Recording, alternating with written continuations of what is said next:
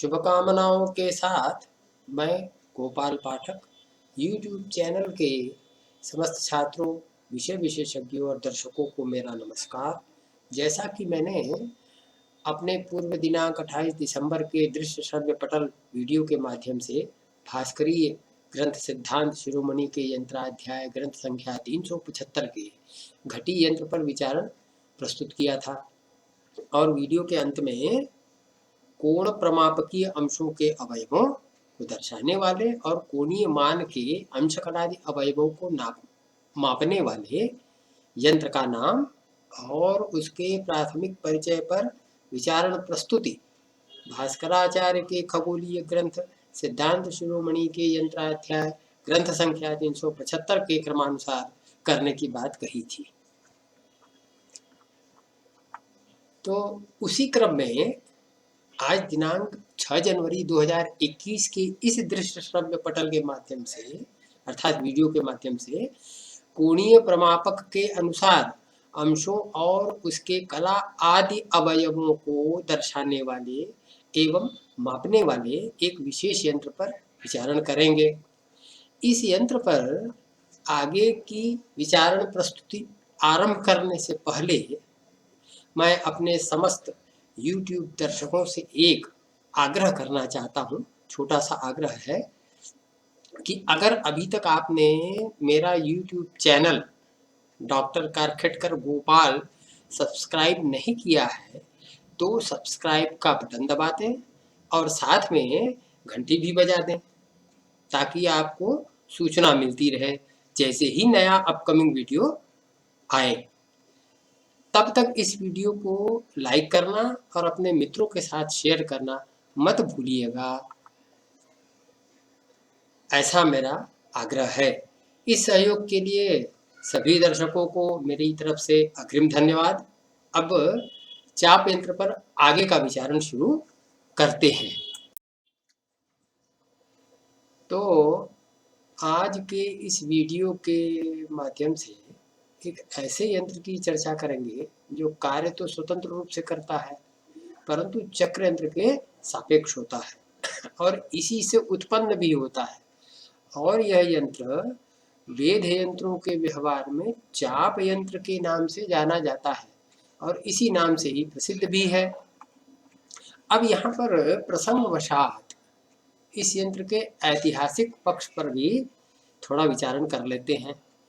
वस्तुतः सर्वप्रथम यह यंत्र कब बना, किसने बनाया, किसने इस यंत्र को आविष्कृत किया इत्यादि विषयों से संबंधित किसी भी प्रकार का प्रामाणिक और ऐतिहासिक साक्ष्य तो प्राप्त होता नहीं है, परंतु ईसा बाद की चौथी शताब्दी से भास्कराचार्य तक के कालखंडों में निर्मित सिद्धांत ज्योतिष के विभिन्न ग्रंथों में इस यंत्र का विवरण प्राप्त होता है।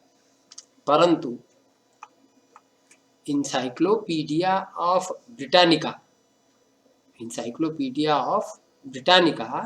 के अनुसार यह पहले से ही उपयोग में आने वाला एक प्राचीन उपकरण था, ऐसा ब्रिटानिका वर्णित करती है, जिसमें समतल कोणों का निर्माण और उसे मापने के लिए सबसे सरल प्रोट्रैक्टर में एक अर्धवृत्ताकार डिस्क की परिधि पर 0 अंश से लेकर 180 अंशों तक के चिन्ह अंकित रहते हैं।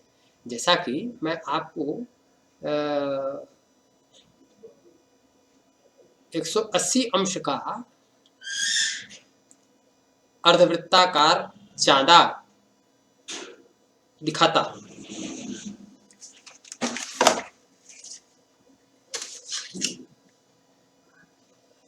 जैसा कि ये मेरे हाथ में है, ये अर्धवृत्ताकार चांदा है जिसमें 0 से 180 अंश और फिर इधर 0 से 180 अंश तक के चिन्ह अंकित है और ये ऊर्ध्वाधर ज्या रेखा और क्षैतिज व्यास रेखा इसमें बनी हुई है। यह यंत्र 13वीं शताब्दी में नौ संचालन एवं खगोलीय वेध के उपयोगार्थ यूरोपियन यंत्र निर्माताओं के द्वारा अर्धवृत्ताकार चांदी से सुसज्जित टॉर्केटम नाम से निर्मित किया गया था। यूरोप में जो नौ संचालन करने में दक्ष यांत्रिक थे या खगोलीय यंत्रों के विषय में अच्छी खासी पकड़ रखने वाले जो वैज्ञानिक यांत्रिक थे, उन्होंने एक अर्धवृत्ताकार चांदी से सुसज्जित जो है यंत्र बनाया और उस यंत्र का नाम था टॉर्केटम। तो उस टॉर्केटम का निर्माण यूरोपीय यंत्र निर्माताओं ने 13वीं शताब्दी में किया था। ऐसा विवरण भी उसी इंसाइक्लोपीडिया ब्रिटानिका में बताया गया है। प्रोटेक्टर का एक और जटिल रूप भी है। जैसे नौसैनिक चार्ट पर एक जहाज की स्थिति को जानने के लिए डिजाइन किया गया था, जो 1801 ईस्वी में अमेरिकी नौसैनिक के कप्तान माने नौसेना के जहाज पर जो जहाज का मुखिया होता है, मेन संचालक, उसको कप्तान कैप्टन कहते हैं, वह कप्तान जोसेफ हॉडर्ट थे। उनका नाम था जोसेफ हॉडर्ट। तो अमेरिकी नौसेना के कप्तान जोसेफ हॉडर्ट के द्वारा यह यंत्र विकसित किया गया था, जो कि एक बड़ा ही जटिल स्वरूप का यंत्र था, लेकिन था इस चाप यंत्र की ही तरह, जिसमें 3 आर्म प्रोट्रैक्टर चांदे को ही कहते हैं अंग्रेजी में। अर्धवृत्ताकार हो चाहे वो पूर्ण वृत्ताकार हो, लेकिन उस चांदे को आंग्ल भाषा में, अंग्रेजी भाषा में प्रोट्रैक्टर ही कहते हैं। तो यह जो जटिल यंत्र आविष्कृत किया था, उस जटिल यंत्र के में 3 आर्म प्रोट्रैक्टर या स्टेशन पॉइंटर नामक यह उपकरण 3 भुजाओं से जुड़े एक वृत्ताकार पैमाने से बना होता है। यह जो विशेष प्रकार का जटिल यंत्र आविष्कृत किया गया, वह 3 आर्म प्रोट्रैक्टर या स्टेशन पॉइंटर नामक यह उपकरण, उसका नाम था, वो उस जटिल यंत्र का यह नाम है 3 आर्म प्रोट्रैक्टर या स्टेशन पॉइंटर। ये इन 2 नामों से उस यंत्र को जाना जाता है। तो उस उपकरण की 3 भुजाओं से जुड़े एक वृत्ताकार पैमाने से बना होता है।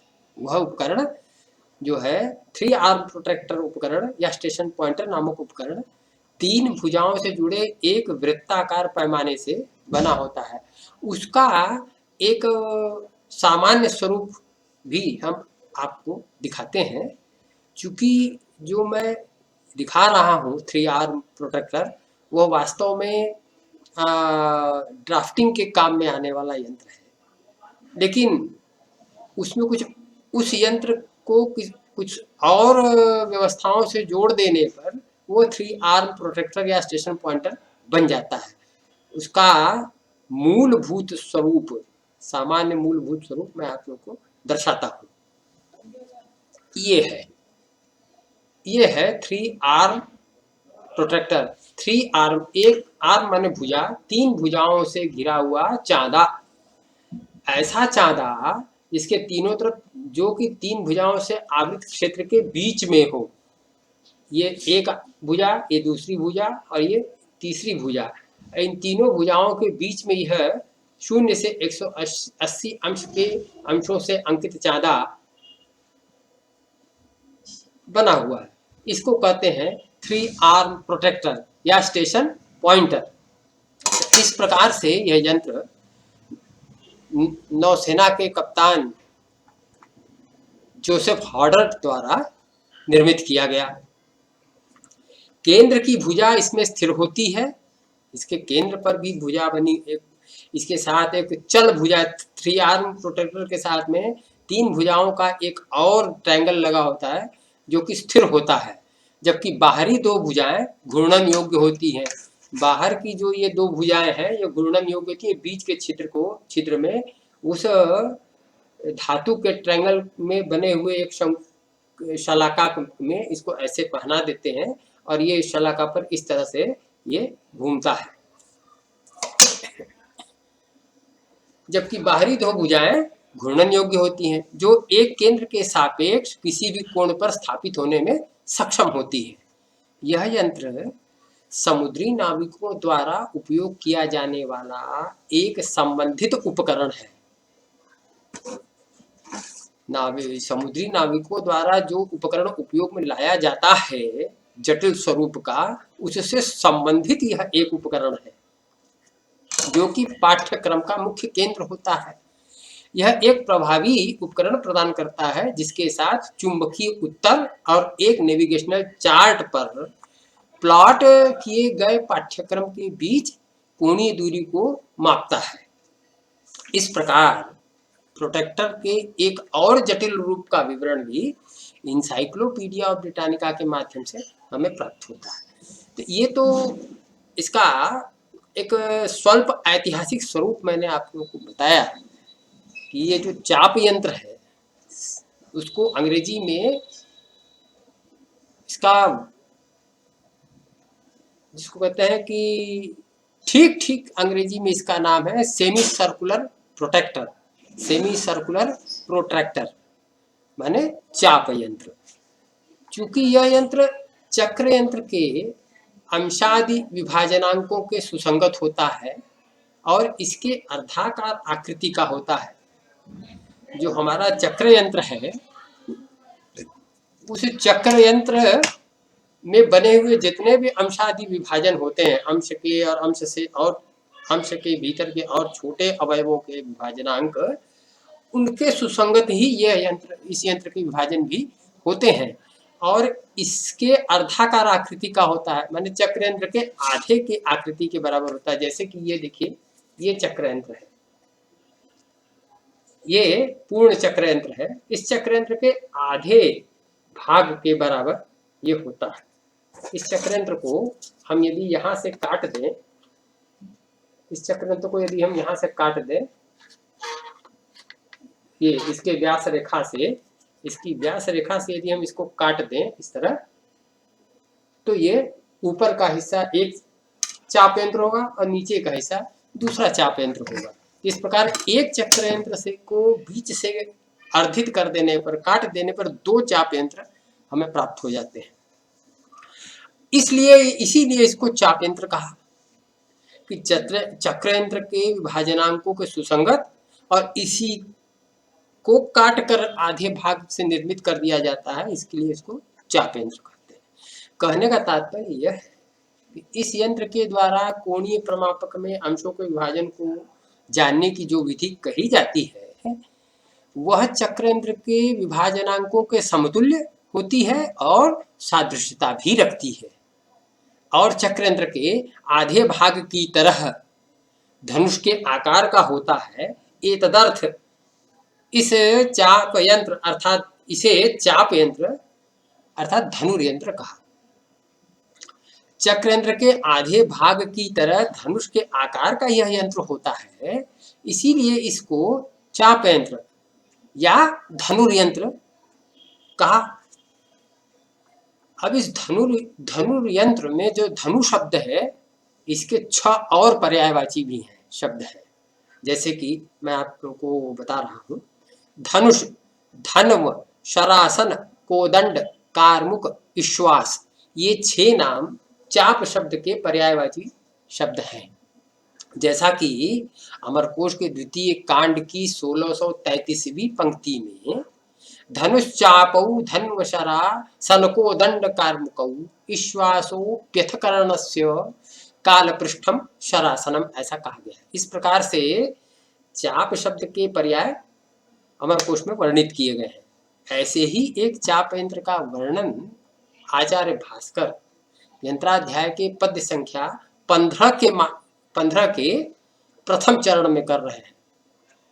यंत्राध्याय की पद्य संख्या में जो पद्य है वो एक पूर्ण श्लोक का आधा पद्य है और उस आधे पद्य का भी आधा मैंने चतुर्थांश, जिसको कि चरण कहते हैं, उसका उतने चरण में ही चरण पद्य मात्र में ही उन्होंने चाप यंत्र को बता दिया है। वो इस प्रकार है, दलीकृतम चक्र मुशंति चापम। बस इतना ही चाप यंत्र के बारे में उन्होंने विवरण दिया है। तो चक्रम दलीकृतम नाम अर्धितम चापम उशंति, उशंति नाम वदंती। के वदंती? तु पूर्वाचार्याः वदन्ति इति शेषः। अर्थात चक्रयंत्रम अर्धितम, चक्रस्य अर्धाकारेण निर्मितं यंत्रम चापम धनुर्यंत्रम वा इति पूर्वाचार्याः वदन्ति। अत्र चाप परिधौ 80-शतभागा अंक्याः। अब ये जो चाप यंत्र हम मिला हमें कट करके, उसके परिधि पर 80-शत, 80 से अधिक 100 यानी 180 भाग अंकित करें, अंश अंकित करें। क्षैतिज व्यास रेखा मध्य सूक्ष्मम सुशिरम नाम छिद्रम निर्माय। अब क्षैतिज व्यास रेखा के बीच में ये जो क्षैतिज व्यास रेखा है, इसके ऊपर की ज्या रेखा संपाद बिंदु पर, यहाँ पर बीच में इस स्थान पर एक छिद्र निर्मित करें। तच्छिद्रे, और उस छिद्र में एका शलाका शंकुर्वा निवेश्य, एक शलाका अथवा शंकु का सन्निवेश कर दें, निवेशित कर दें। शंकु अथवा शलाकोपरि, उस शंकु अथवा शलाका के ऊपरी भागे ऊर्ध्वाधर यंत्रज्या मध्य। अब इस शंकु, अब यहाँ पर हमने शंकु लगा दिया। अब इस शंकु के ऊपर के भाग में, अब बीच की ज्या रेखा में पर जो है यंत्रज्या मध्य, यंत्रज्या के मध्य में बीच में श्लथ श्रृंखलादि आधार लंबवत यंत्र धारणाय कार्य।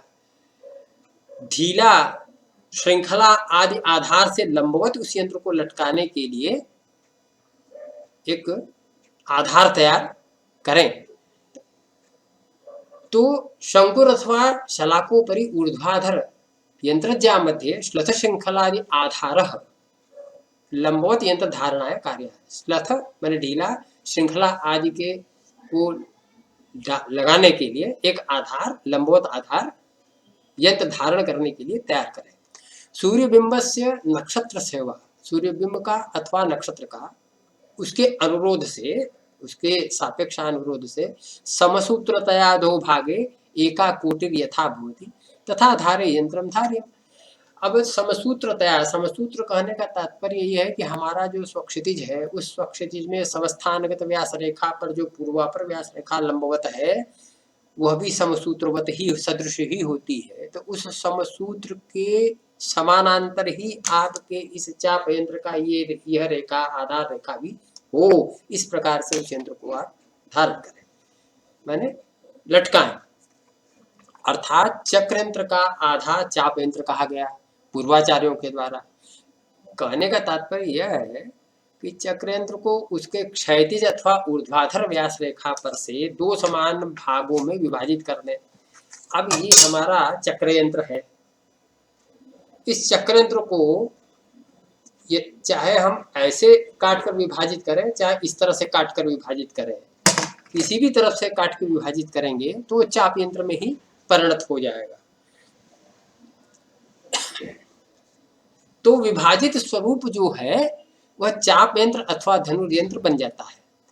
अब इस चाप यंत्र की ऊर्ध्वाधर ज्या रेखा और समसूत्र सदृश व्यास रेखा के परस्पर संपात बिंदु पर इसकी जो यह, इस यंत्र की जो ये ऊर्ध्वाधर व्यास रेखा, ज्या रेखा है, यहाँ से केंद्र से और परिधि तक की, और यह जो क्षैतिज व्यास रेखा है, इन दोनों रेखाओं के संपात बिंदु पर जैसे इसमें छिद्र है, वैसे ही एक छिद्र करेंगे और इस छिद्र में एक अभिष्ट प्रमाण का छिद्र निर्मित कर देंगे। उस छिद्र में एक शलाका अथवा शंकु संयोजित कर देंगे। उस छिद्र में एक शलाका अथवा शंकु संयोजित कर देंगे। माने ये इस यंत्र में इस तरह से, यहाँ ये इस तरह से हमने एक शंकु संयोजित कर दिया।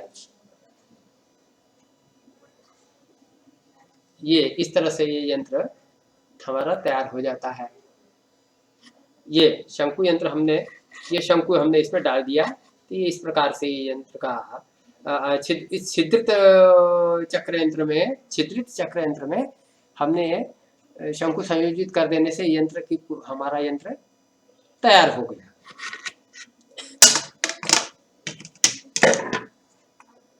शंकु के ठीक ठीक ऊपर, अब ये जहां शंकु लगा उसके ठीक ऊपर के भाग में ऊर्ध्वाधर ज्या रेखा पर, जो ऊर्ध्वाधर ज्या रेखा है उसके ऊपर इस यंत्र को लंबवत लटकाने के लिए एक आधार निर्मित करेंगे, जिसमें कि सिक्कड़ या जिसको श्रृंखला कहते हैं इत्यादि डालकर हम लटका सकें, जिससे कि सूर्य अथवा नक्षत्र का वेध करते समय इस यंत्र को लंबवत धारित किया जा सके। ठीक है, मैंने इस यंत्र को हम लंबवत धारण कर सकें, लंबवत इसको लटका कर रख सकें, इसके लिए एक आधार श्रृंखला आदि से लटकाने के लिए आधार तैयार कर देंगे। क्योंकि इस चाप यंत्र के चक्र यंत्र के साथ सुसंगत होने से, यह चाप यंत्र चक्र यंत्र के साथ सुसंगत होता है, इसलिए और निर्माण एवं प्रयोग चक्र यंत्र के सदृश होने के कारण भास्कराचार्य ने इस श्लोक के वासना भाष्य में इसके निर्माण और प्रयोग से संबंधित चर्चा नहीं की है। सारी चर्चा चक्र यंत्र के विचारण में उन्होंने कर दी है। इसलिए इस यंत्र के द्वारा काम क्या लिया जाए, यंत्र तो निर्माण कर दिया, अब इसकी उपयोगिता किस प्रकार का यह यंत्र किस प्रकार से कार्य करता है, किस प्रकार का कार्य करता है, यह बता रहा है कि इस यंत्र के द्वारा ग्रह नक्षत्रों के नतांश और उन्नतांश और याम्योत्तर लंघन काल में इनके क्रांतियांशों के मान ज्ञात किए जाते हैं। ये तीन ही चीजें इस यंत्र से प्राप्त की जाती हैं। इस प्रकार आज के इस वीडियो के माध्यम से एक भिन्न प्रकृति के अंशगणक यंत्र चाप यंत्र अथवा धनुर्यंत्र के नाम और उसके प्राथमिक स्वरूप पर विचारण मैंने प्रस्तुत किया है। इसके बाद के क्रम में तुरीय यंत्र आता है, जिस पर क्रमानुसार प्राथमिक विचारण के क्रम में हम अपने अगले वीडियो में तुरीय यंत्र के संबंध में विचारण प्रस्तुत करेंगे। तो तब तक के लिए to be continued by next video. Thank you, नमस्कार।